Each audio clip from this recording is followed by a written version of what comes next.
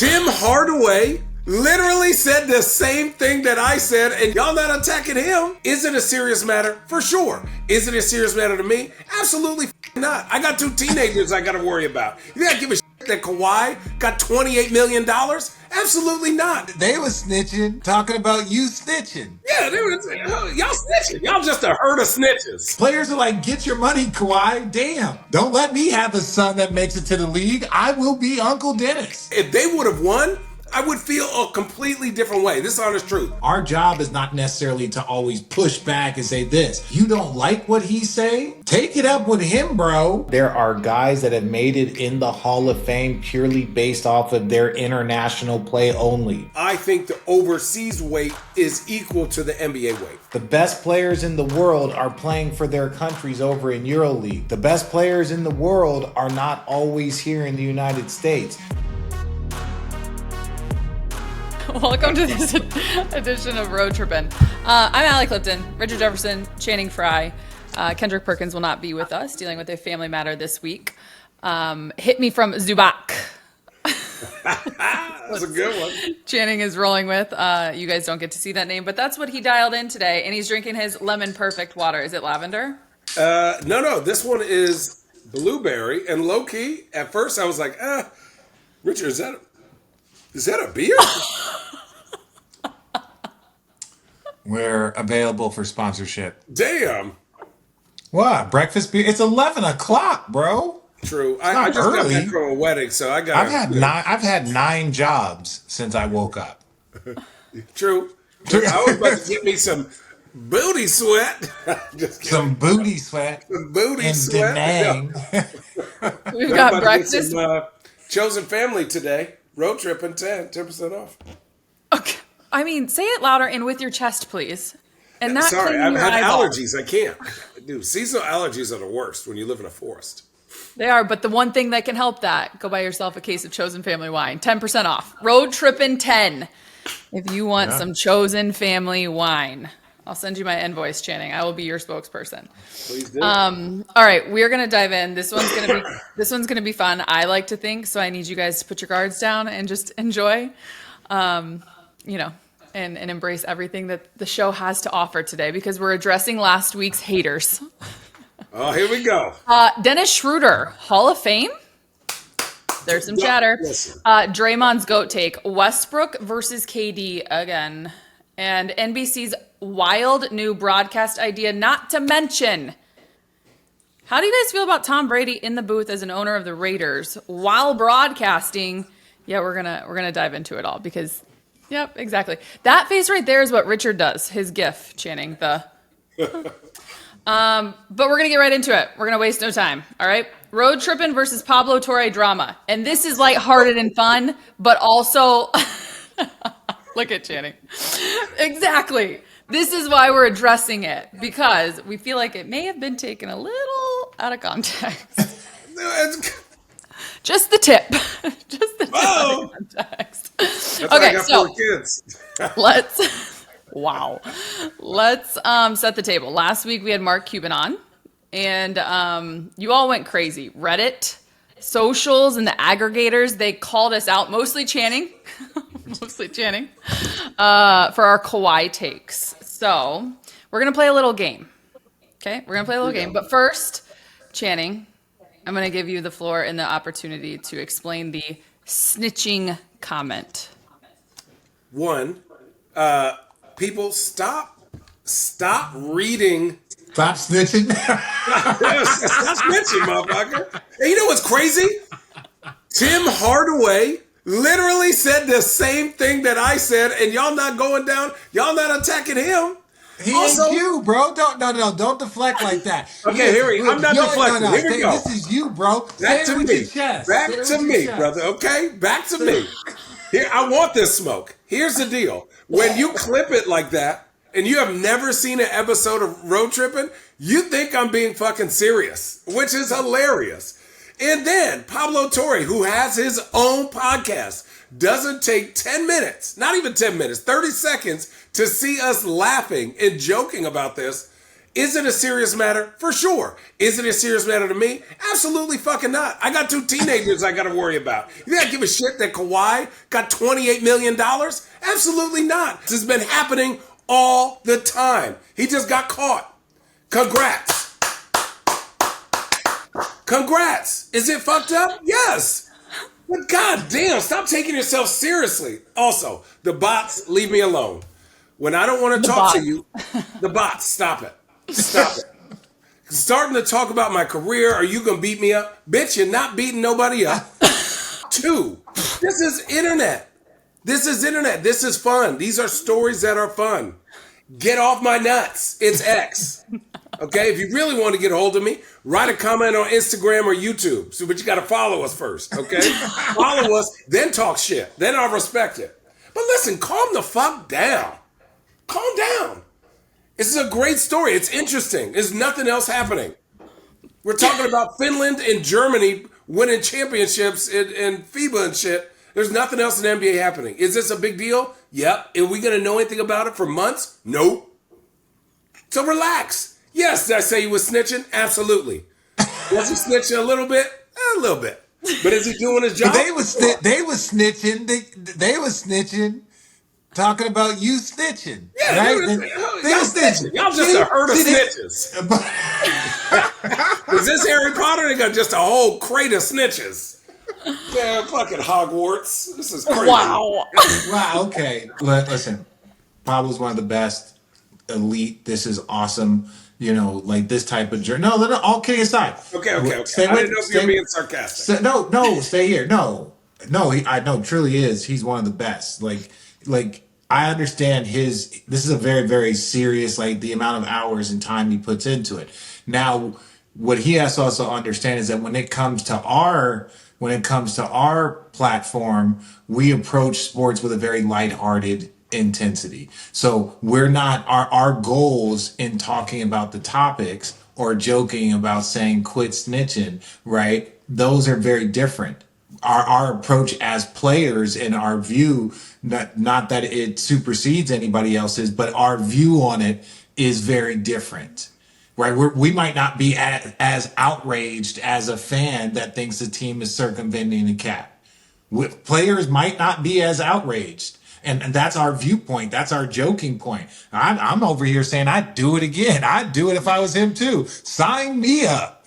You know, so I say that to say is that I understand the intensity from him, but he also have to understand the way we go about talking about sports is from a much more relaxed standpoint. But like, if we want to go into intensity, I like intensity. We want to get intense. I like intensity. The last place you want to get intense. I like smoke. Here's why I don't take it seriously, Richard. What the fuck have the Clippers won? What have they? If they would have won, I would feel a completely different way. This is honest truth. So you pay a guy who doesn't play. He asks for his money, doesn't get his money, and then blows up your whole spot. Yeah. They are dealing with the repercussions of their decisions. The Clippers be clipping. The Clippers be clipping. Okay, so now we're going to play this game. Thank you for establishing and setting the table. It's called overreaction or accurate. Okay. I'm going to read you some of the Reddit and social media comments from last week's episode, and you guys are going to vote overreaction or accurate. Channing will go first, Rich, you'll go second, and I will break all the ties. Okay. Channing calling Pablo a snitch shows NBA players don't understand what journalism is. Overreaction. That's overreaction.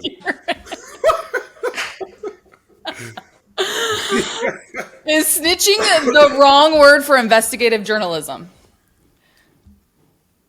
Dude. Jokingly, no, it's the right word. It's the right word. Hey, he said, "Ooh, what y'all doing back here?" Man, you know we're not supposed to be doing that. Look what I found out. Yo, bro, you wearing a wire? Okay, like so one of the greatest shows of all time is called The Wire, right? Come on out the bushes. They got us.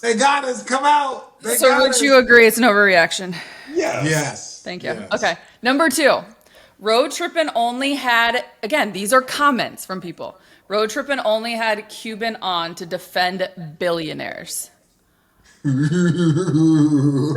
quiet. Overreaction or accurate? Nah. I think it's accurate because if I was with a billionaire, he gonna hit me with $1 million. I also want to preface, I will be the one that brings the reminder into this. This is what I say. This is where I would say.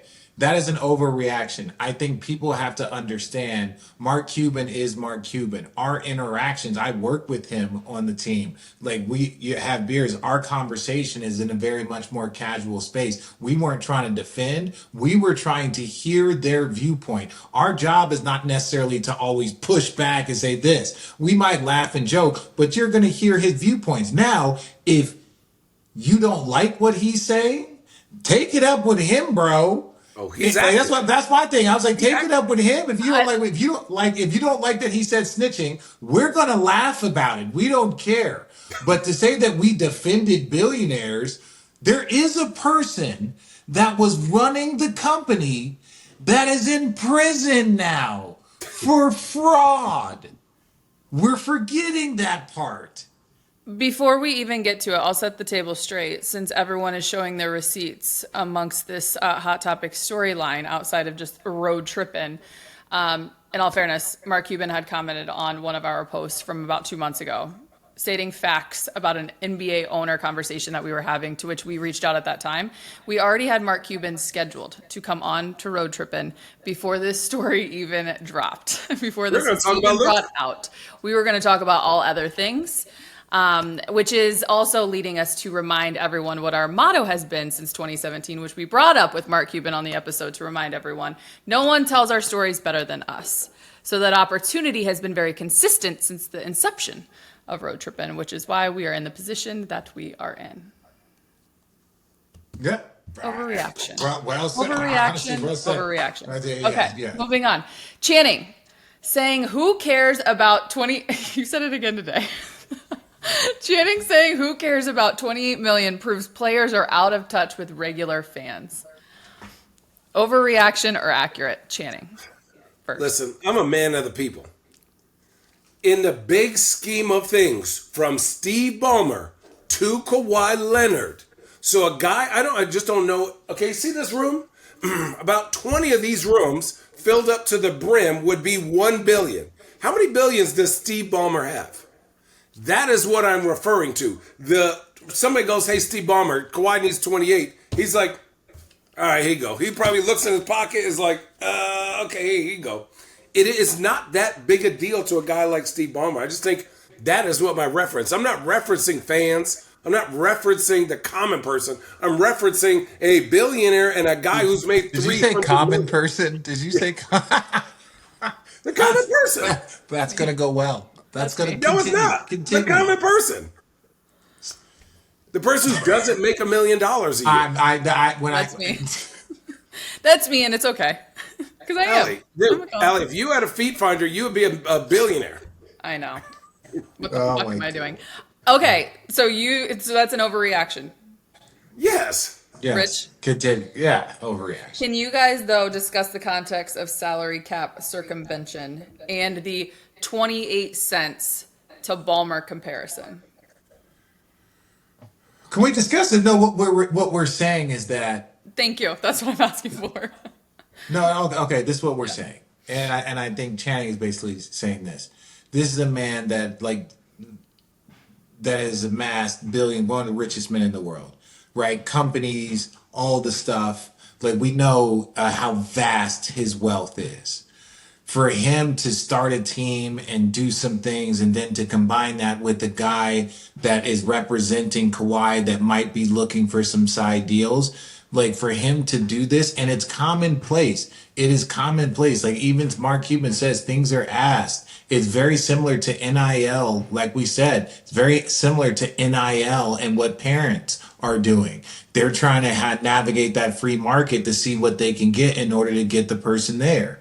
So to say that something like this happens, we know within the space is in some way, shape, or form, this happens often, right? They even have things against it. I think the WNBA, I think it was, don't quote me on this, but maybe it was the Aces. You're only allowed to have, I think, 2 or 3 players sponsored by one company. So it's not like, so it's like, if let's say like a local company, let's say like MGM. Yeah, MGM can sponsor 3 of the players, but if the MGM is sponsoring and giving every one of the team $100,000, that's a circumvention of the cap. You're not allowed to do it. So it even affects how players can be marketed, right? And the opportunities. So this goes on, but we understand that. So I think for us as players in our viewpoint, I don't think there's a lot of players that you've heard up in arms. There's been no players up in arms. That's interesting. That's what we're trying to tell you. Players are like, get your money, Kawhi. Damn. Like, don't let me have a son that makes it to the league. I will be Uncle Dennis. Call me Uncle Richard. Whoa. Give me 20. He'll come here in free agency. Well, fortunately, he may not even need to make it to the league because he can get that in college now. All right. Round 4. I don't know which of these 2 questions is worse, to be honest. Pablo! Overreaction. Pablo's actual response on X. Overreaction? Yes. We love you, Pablo. I don't know you, so I don't love you. I just don't be loving everybody. You seem like a nice guy. Amin Diddy is my guy. That's what Amin is my guy. So the fact that you work around him, I'm cool with him. I text him, I go, dude, is this guy being serious right now? Has he ever seen our show? Like, we're literally laughing about this, and he's getting all testy. He's getting all testy. You guys are making my job really easy because you guys are just. Here's what I'll say. From his, and I will defend his side. But him and Mark Cuban are doing this. And they are going at it from both sides. So I can understand if, like, he feels a certain way that we had Cuban on. I say he was snitching. Then the Cubes comes on after the Bonita run. Then, then I say that. And then it gets clipped to where you're reading it instead of looking at us. I understand. But, like, listen, I'm not the guy that, number one, I don't hide from conflicts. And number 2, like, we don't take that many things that seriously. No, that's never been something we've been accused of ever. God damn it, Chinny, you're so serious. Was Pablo being petty or making a fair point from his? I think 2 things can be true. He could be making a fair point and also being a little bit petty, right? So it's fair. Like that's why I'm not mad at him. Like because all kidding aside, this is huge. What Pablo broke and with this story. This is like a significant moment within, sports and basketball history. It's true. Because if these allegations are true, it's like, go back to the Shohei Ohtani gambling thing. That was a big, significant shift in sport. Like, what is the story here? Like, we need to know. And people don't even truly believe, even what has been proven. Right? So I say that to say is that this is a big moment. And Pablo broke it. Like, kudos to him. Like, you win awards for moments like this. So he can be in a very serious, focused mode and still working on this project further because he's continued to drop more information. So I say that to say he can be a little bit, intense about this. So when we're laughing and joking about it, there could be some intensity behind it. I understand that. Which question was worse? I don't know. They're both pretty trash. Who cares? Again, and whether this is bad or good, but the reflection of players, I want to see if a player, I haven't looked it up, but like, I don't know if a player spoke up. It's like, I am totally upset that Kawhi did this illegally. Yeah. Show me one player. You guys show me a player that's spoken up and like, man, every player's jealous. Every single player is jealous. Hearing from them. Yes, that's why players. All right. This is a quick lightning round, then we'll wrap this up. So it's lightning round, so you don't even have to explain. You can just overreaction or accurate. This scandal is bigger than Watergate. No. Overreaction. Overreaction. The Clippers definitely cheated. These again are comments. So you're overreacting to the comment or accurate? No. I'm not going to say they definitely cheated, but they did Kidding? not do something. They did not do something. Yeah, something. This should have been disclosed Yeah, in who my says what is that? That math ain't mathin'. that math ain't mathin'. Well, two Like plus two is five and a half. Hold on now. some of these dates and deposits seem real Final suspicious to Hey, me. listen, quote. I run a small business. I know how long that 3 days. Yeah. Don't be cheap now on the Let me wires. just say this: like, if they weren't billionaire companies, this could be considered money laundering. Final one. Kawhi, this is a comment. Kawhi had no idea about any of this. Oh, Oh, he 100% knew. Like, sorry, oh, 100% knew. This is my thing. If he didn't, that's a lot. That's a lot because it's going through his LLC. everything goes through an LLC, Richard. No, For but I'm most saying people. it's going through Kawhi's. I'm also let me say this. Let me say this. As a person who has had fraud against me, I can't say that Kawhi 100% knew. I will defend Kawhi in that space Because because you're I did saying that not know. you did not know. I did not know. So, Richard, I did if not he's know. getting, put it this way. You How put it much that is, way. Allie, can you look at how much Kawhi has made in his career? Yeah. Oh, he's making money now. Kawhi's career earnings to date are 325,700,000. Just from basketball, right? So imagine these checks are coming in. The check, the $7 million a year for him is $583,000 every first and the 15th. So if Uncle Dennis is doing his job, Kawhi probably seeing 400 of that because of taxes, because of all this. You think on his long list, he's itemizing what's coming in. He's just looking at the big number. Can I do this? Can I do that? Can I do this? He's not really diving into, hey, I got to deal with this tree company. It's going under, but they still owe me money. Cool. Uncle Dennis, take care of it. I'm going back home. I just don't think I just don't think that he is that locked in because of what usually happens around the league. Yes. We are assuming. We are assuming. No, Chan. Let me say this.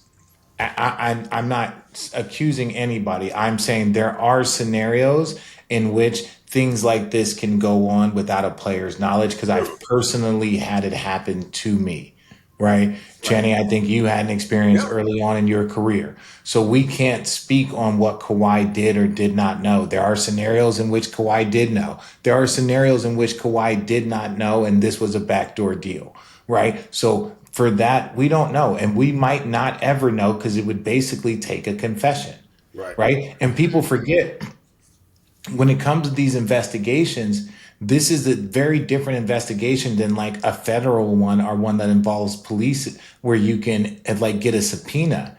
The NBA can't subpoena text messages. They can't force someone to give over email accounts. They can check like official email accounts that are like NBA access, but they can't force Kawhi to give his text messages. This isn't a criminal case, right? And most of the stuff is probably spoken. If you all live in LA. That's why I'm saying it's like, so they're even limited in their investigation abilities. They're limited. And so it's like, not saying that they can't be found guilty or innocent, but I'm saying if these investigations are significantly harder than what people think. It's not even with this paper trail. You still have to be able to prove it that all parties knew.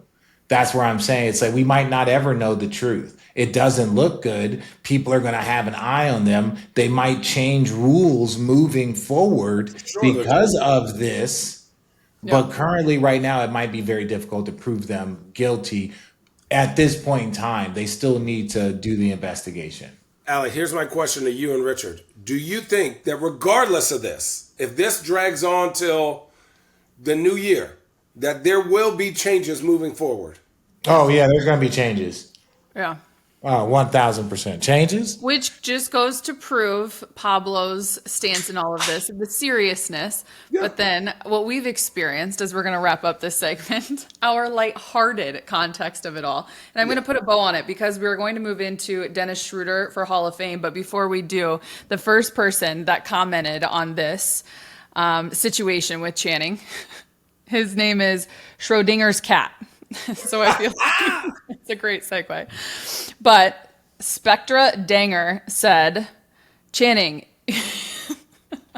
you're bitch made.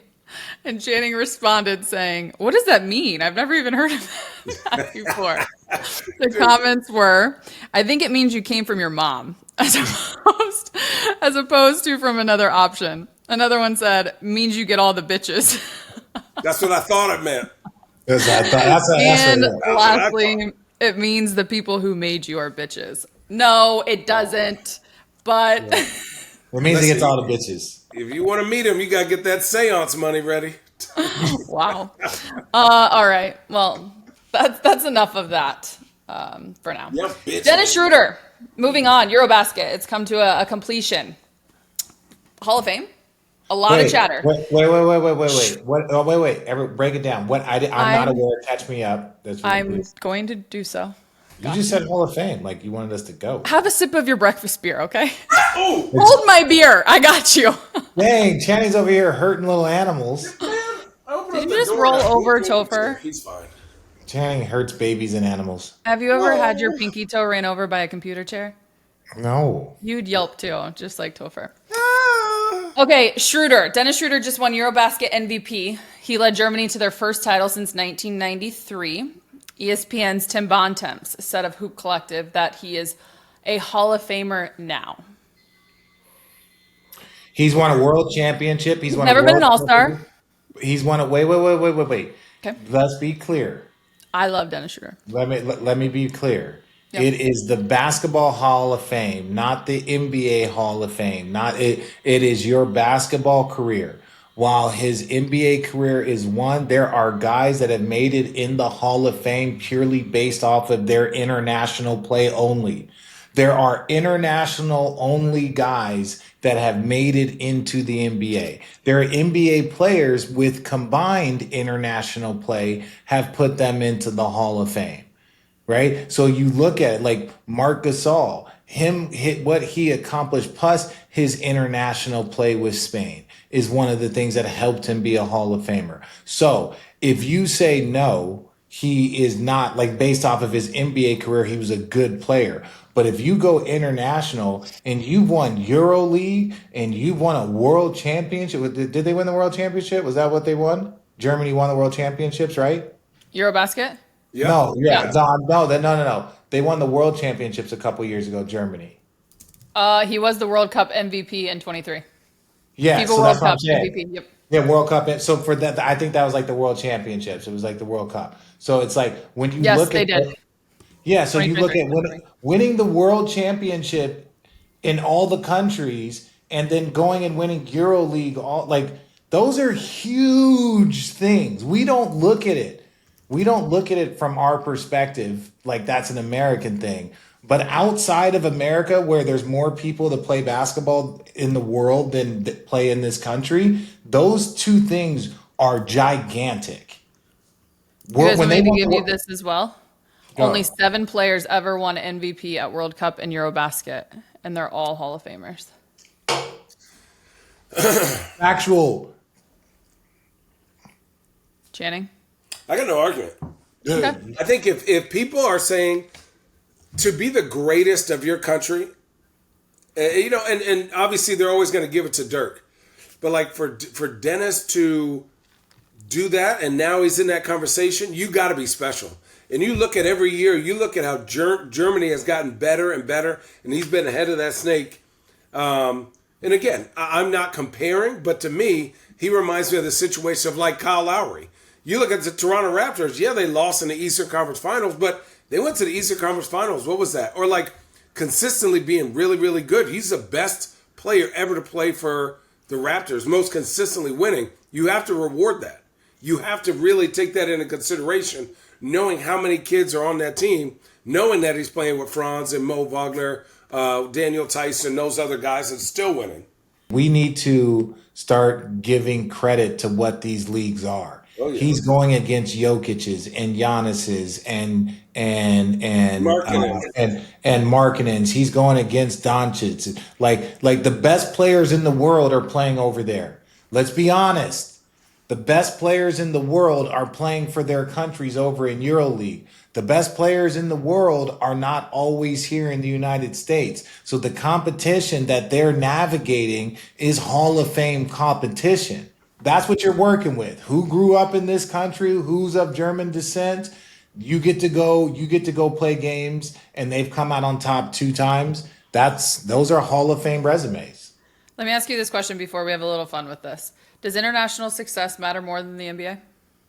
No, but it is growing in importance. No, it does not, but it is growing in importance. This is such a unique case, but we see that international basketball is growing in levels. NBA is spreading. They're going to try and start a Euro League of some sort. The international players keep winning MVPs. We don't know who's next in our generation. There's so many layers to this that shows how important that is, even for a development standpoint. The 22 through 26-year-old players from Europe that play in the NBA, they are playing hyper competitive, intense, coached system basketball right now. What are our 23 to 25-year-olds doing currently right now? That's an advantage that they have for their development. Our 23 to 25-year-olds that are, still they're working out with their trainers. They might be working out with their teams. Those guys are over there playing hyper competitive, intense basketball. So when the season starts, who has a better chance to be a part of, lock in, and be in those systems? I would say the European players do. That's where the system keeps building. That's why we're seeing less dominance. It's a system there. Allie, repeat that question just so I make sure I got it right. Does international success matter more than NBA? Okay, here's 2 examples. If Carmelo Anthony didn't go over and get gold medals and dominate overseas the way he is, the best, 1 or 2, the best Olympic player ever to come out of America, what would his career look like in total? Right? I think we are now giving the weight that is necessary to play in the Olympics, to play overseas, to do these things, where other players who may not have been as successful, we don't look at them with the same light. Right? I think, and this is a very early example, but look at Jason Tatum's NBA storied career. Right? All he's missing is MVP. Right, like a regular season MVP. But then you look at Carmelo's career and you look at what he does overseas. I think the overseas weight just is equal to the NBA weight, in my opinion. I think but I think this is what's different is there's more opportunities for certain groups of NBA. Like to make the USA team, right, means that you have to be probably a top 50 player in the world. Right. Like you got to make the NBA, you're most likely a top, like to make it from America to maybe top 40, top 30, right? When you start looking at the ranks of the guys that were up there, you got to be probably top 30, 35 in the world. To make the Germany team or to make the Greek team, you are much probably a little bit lower just from their population. Well, use Slovenia. I'm saying Slovenia. So I'm saying there's you get an opportunity to play on those. You get an opportunity to play on those teams where I don't think American players get that opportunity because you have to be one of the top 30 to play. Does that make sense? Yeah, that makes sense. Okay, I give you that. So basically what you're saying is, so think about a guy like Mike James. You ever heard of him? I think he leads EuroBasket in like all total time points, but hasn't stepped foot in America to play. Mike James has, I don't want to say dominate, but been at everything to Euro basketball, right? He's from Portland, guard. You can look it up, Allie. So he's never stepped foot in the NBA, but he has dominated Euro basketball. Does he get a chance to go to the Hall of Fame? Well, dominate Euro basketball. It again, you have to do something that like you've won the most championships, the most MVPs. You have to do something that is so spectacular, just like in the NBA. You have to go if that's the biggest part of your resume, it has to be something so spectacular, very similar, and puts you in a class of other Hall of Famers.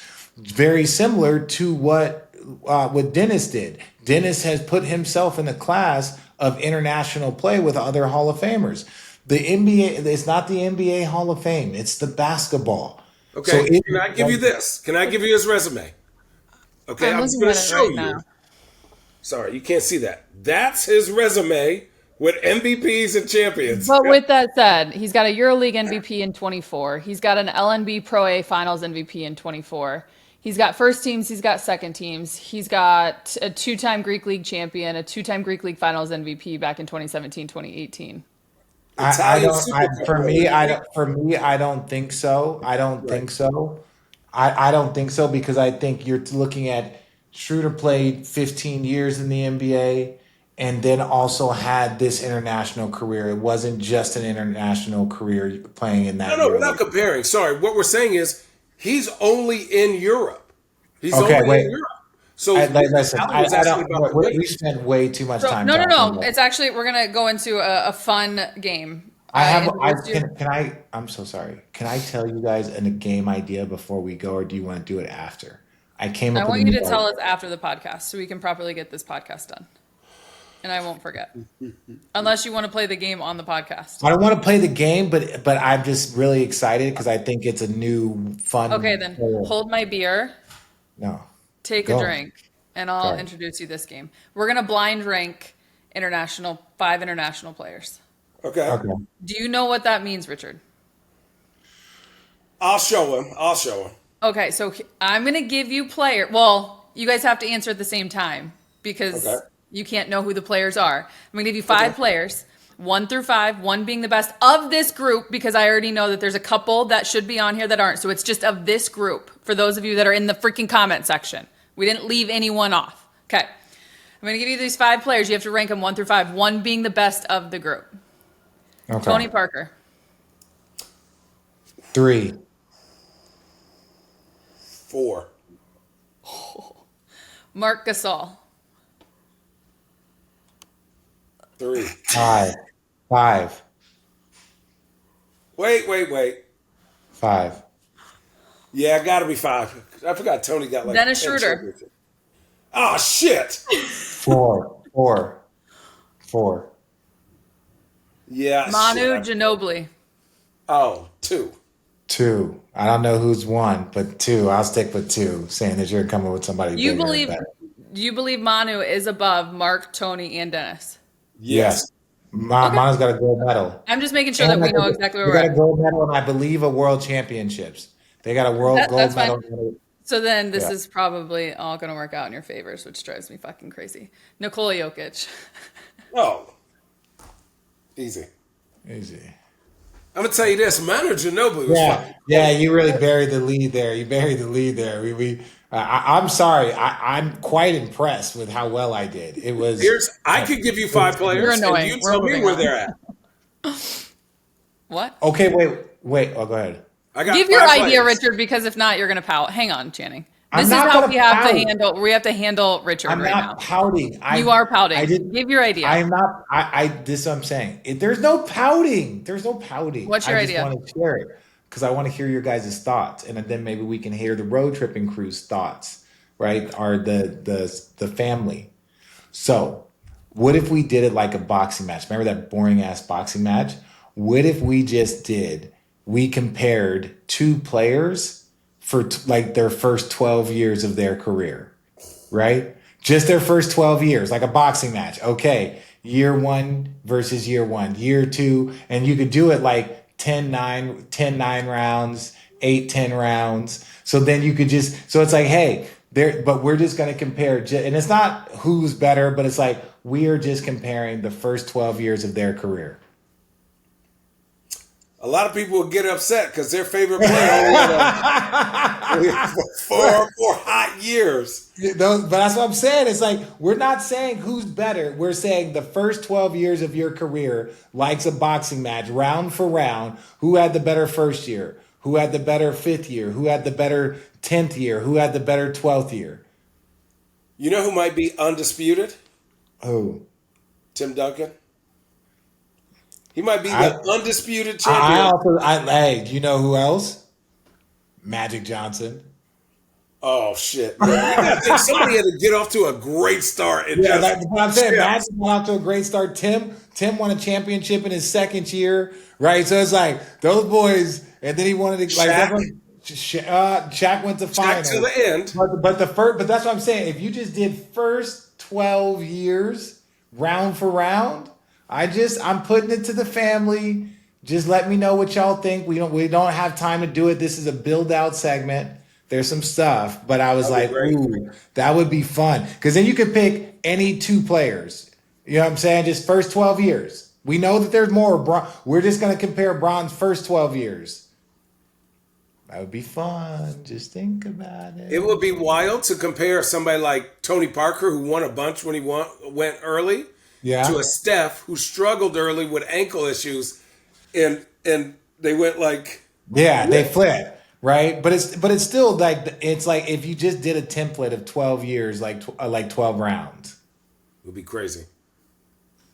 All right, well, leave us a comment, rating, and review on Richard's new game idea.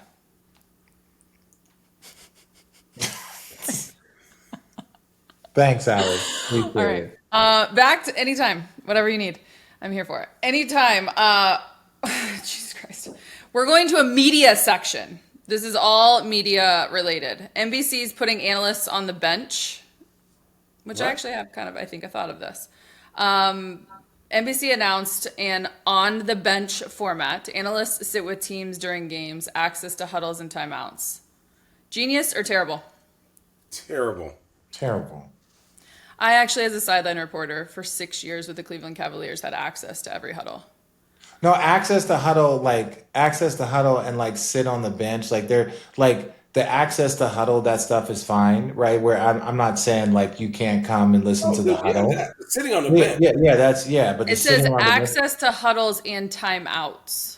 But what was this? Like what I did for 6 years. Okay, so what's this sitting on the bench? That's probably what they're just calling it. I'm assuming. Oh, okay. That's fine. Okay. Format. I was like sitting on the bench. I was like, I'm okay with that. I was like, yeah, I think that's a great idea. Yes, I think it's inform, because the goal, there's always going to be a push and pull, but the goal is to inform the viewer. And the more information that you're able to get, because we are like stationary over on my side, and you can convey us information that we get to convey to the viewer. So it's beneficial. Yeah. I think it's better because then the announcers become okay, here you go. Fun.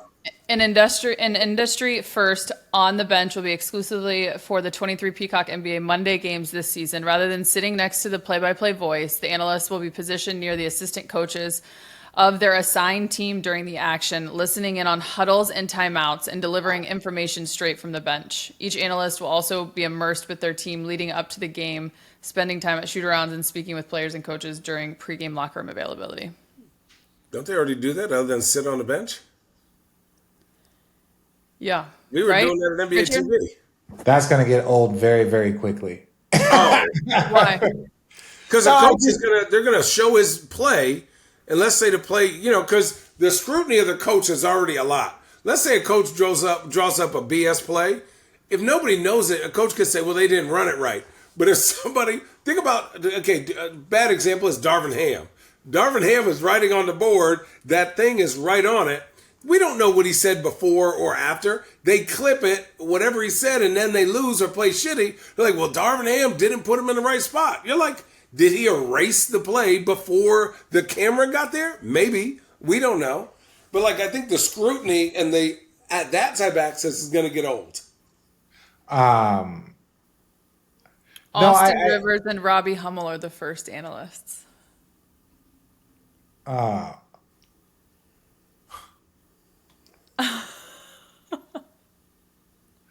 I think it's a really no. All kidding aside, I think we have to make sure, in an effort of trying to give more access, keep the integrity of there's two sides, right? We don't need to bring the viewer in too much. It's like now you have access to the showers. It's like no, there is a space where it's like you can stop access. And so I like this. I like innovation, right? I don't necessarily want to be sitting, if I'm pissed off coming next to a game, I don't necessarily want to be sitting next to an analyst, right? I Hell can't, no. especially because a lot of these things are mental for players, whether it's frustration or didn't mess up the play or coach took you out because someone didn't like the mental battles that you're playing with yourself, and most players do, right? Like that's why Channing would have to go talk me off of a ledge, and then I would have to go talk Channing off of a ledge. Like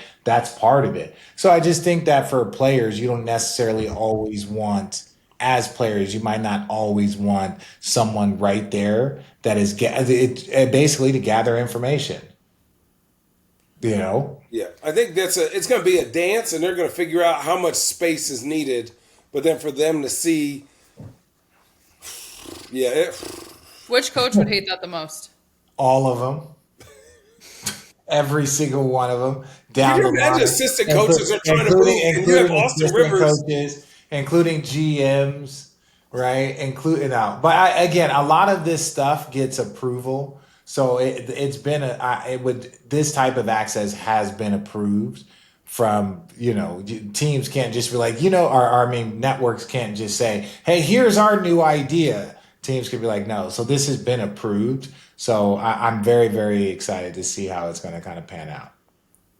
This has recently come up, obviously, transitioning. It's a hot topic in the NFL right now. Tom Brady's broadcast restrictions, conflict of interest. The NFL has relaxed some restrictions on Tom Brady's broadcasting after he was brought into the Raiders. He can now attend production meetings, but still can't go to practices. Obviously, you guys are both in the media. Rich, #1 broadcast team with ESPN. You're in studio, Channing, as well as Perk. So from all of those perspectives, taking this into account, should ownership stakes limit how broadcasters do their jobs? Yes, Yes. especially the most competitive human being maybe on earth. You think he's not? Listen. Well, between Deflategate, You said it. You said it. between Deflategate, between all of the videotaping, all of that stuff, and I'm not Any saying he was in advantage. on it, but any advantage, but this is what I would say. He is an owner. For him to sit in and hear strategy of his own team, that is 100% normal. That is 100% okay. That's like the owner sitting in on a practice. Let's make no mistake. It's not like he was listening to the headset of an opposing team, right? He was listening to the headset of the team in which he owned. Right. So like he's also Tom Brady. So he knows what schemes they're running. He knows where guys should be. He knows. So it's not like he's getting crazy insight from the information. This is his team. He's allowed to do it. They're saying is he listening to that so that when he goes and talks to other teams, he can give insight back to his team. That is purely an integrity thing that they can't judge and they can't know. Like they don't know. And coaches are guarded. As a person that's doing interviews with the coaches during the NBA finals, they're guarded with the information that they tell you anyways. Especially if they believe that there's someone as a connection. So a coach would be silly. Now, is there an opportunity for access? Is there an opportunity? Yes. But ultimately, I can see how they're like, he's not doing anything wrong. He can listen to Jerry Jones could listen to the headset of his own team if he wanted to. So there's nothing wrong there. But it's like, is he going to gain an information? Well, he's already had access to that information last season. So it's like, him being on the headset, the access to the information has been there for the last year, 2 years that he's done it. Him getting on the headset doesn't change the fact that he's already had that access. How much, because Channing even said this when you stepped off camera for a second with our last conversation, How much is really revealed in those meetings, Rich? A tremendous amount. Football is very different than basketball. A tremendous amount. And it's also based off the questions that you ask. Doris, JJ, two of the best at asking questions and predicting. Like Doris predicted the change of lineup in game one and asked Coach Dagnall about it. And he's like, oh yeah, we're looking at different things, and there's different options, because Doris is like, she called out. She did it 2 or 3 different times during the finals. And then all of a sudden we get out there and it's like, OKC has changed their starting lineup. And we were like, oh wow. He was like, you called it. So the information that's given and how it's like, they're guarded with their information, but they do give out information. Right. And they tell us, and let me just say this, in every meeting, there's stuff that, hey, this is obviously not for air, but that happens in every single meeting. Every meeting. It's every single context meeting. About they will tell us. And I'm just giving people context of what is said. Now, what they choose to say, it could be about a player's health. It could be about a player's mindset. It could be about, a trade, or it could be about a bunch of things. In every single meeting we go into, they say, hey, this isn't for air, but. So they're giving us context and information. So I can't say it on air, but when I'm talking about a situation, I have a deeper context than the people at home. So like, they're always telling you stuff you can't say on air. That's just part of like being able to at least give us information and have a real conversation. A real situation is like, are they going to play or not? But then you see them not running around in practice. They're not dressed. They don't have anything on. They're icing their leg during shoot around. They may not say, hey, we don't know, but we'll say, this is what we saw at shoot around during the whole shoot around if you have access. So when you're doing it, you could also say, if he can't play, this guy has to step up and do this. But we don't say, oh, at practice we saw him in a boot. Like we wouldn't say that. It would be more, hey, this guy needs to be ready if he's not 100%. That's a real life. So like Tom Brady may get access to that before the game and say, yo, these are what these teams are supposedly running, or this guy, I get the starting lineup before everyone else does. And it's also, if I'm talking to a coach, if I'm an owner and he's like, there's a 5th round pick on their team that's playing well, and the coach is like, man, we love this guy. This guy's first in the gym. This guy's this. He just has such a positive effect on the locker room. Tom now knows this information for the Raiders. So when they're looking at free agents, who to go get, they've heard coaches talk really well about this guy before. Oh, you know what I'm saying? That's the insider information that, like, in like an intimate way, right? And so, but I would say it from a standpoint, this is the best way I could say it. We've talked to coaches, and there have been players in contract disputes or this or that, or about to be a free agent. And we would ask the coach, hey, do you think it's affecting him? And coach could say, hey, this isn't for air, but yeah, I think it's really affected him. It's taken him a while to get comfortable here. And, obviously this is a different role and we're trying to work on it.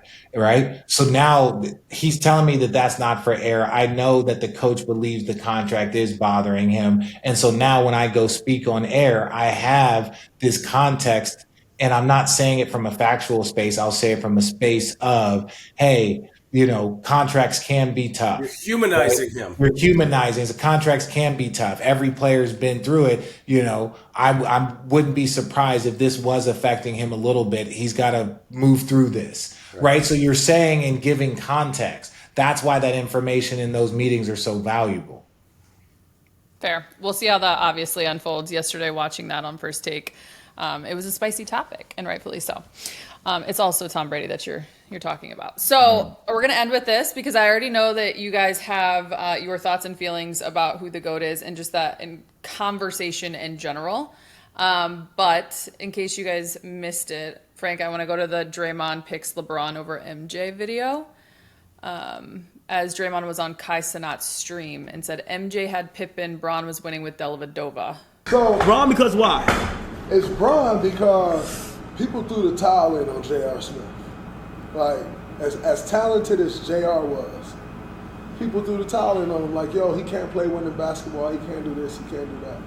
it's not just JR though. If you look at some of the guys that he had to lead, yeah, JR had talent, no question. But people threw the towel in on you already. When people throw the towel in on you in this league, it's over. And people threw the towel in on JR, and Brown's like, nah, this man can shoot and he can defend. I can do something with that. You know that. I don't think MJ had many guys that went through that. Like Scottie Pippen is like Matthew Dellavedova. Delly stinks. Dellavedova. Like Matt. He won 2 games in the NBA Finals with Delly stinks. Matthew Dellavedova. It's fucking terrible. But chase Stephen Curry around. I got a lot of respect for Delly. Stinks. I respect his game. Completely stinks. Like, why is Delly catching strays? He out there in Australia fighting spiders and kangaroos and catching strays. First of all, Delly. If people knew how good at basketball you had to be to suck in the NBA, if you knew how good you had to be, right? Like Delly could go in the NBA Finals. Yes, and win a game. Are we being real right now? Come on, people. Hey, look. Was Delly the ultimate underdog? Yes. Delly battled his way. Delly, I say what you did there. Delly would literally die for you. Oh. Give me that man in battle any single day. Not in practice, but in a game. In a game, not practice. In a game. Delly had, let's put it this way, Delly had some dog in him where he was D'ing up Kyrie so hard, it didn't go well. Whoa. Pause. That statement. Pause. Keep it, but pause. You each get 1 minute. I want you to build the ultimate duo. 1 team. Wait. You each get 1 minute. MJ, Scotty, LeBron. But in your mind, the ultimate duo. Does not have to do with any, just in the NBA. Channing, go first. 1 minute. The ultimate duo, like past, present, or current? Build your ultimate duo however you would like it. I would say this. Past, present, or current. It's the same thing. Shaq and Kobe, I mean, I seen that. David and Goliath team up. Yeah. So wait, you're going Shaq and Kobe? Yeah, because you don't need much else. You just got to stand there and not fuck up. Just throw it down to that absolute tree trunk of a human, or give it to the dude who's thirsty to score every single time. I'm good to go. Shaq and Kobe. Kobe, like, come on, man. And let's be realistic. You've seen it work. Because you can't say Kareem, because I think Shaq I was going to say Magic Kareem, but I think Magic and Kareem would lose. I think Magic and Kareem would lose to Pippen and Jordan. I think they would lose in that 2-man. Why do I feel like that's gonna go viral?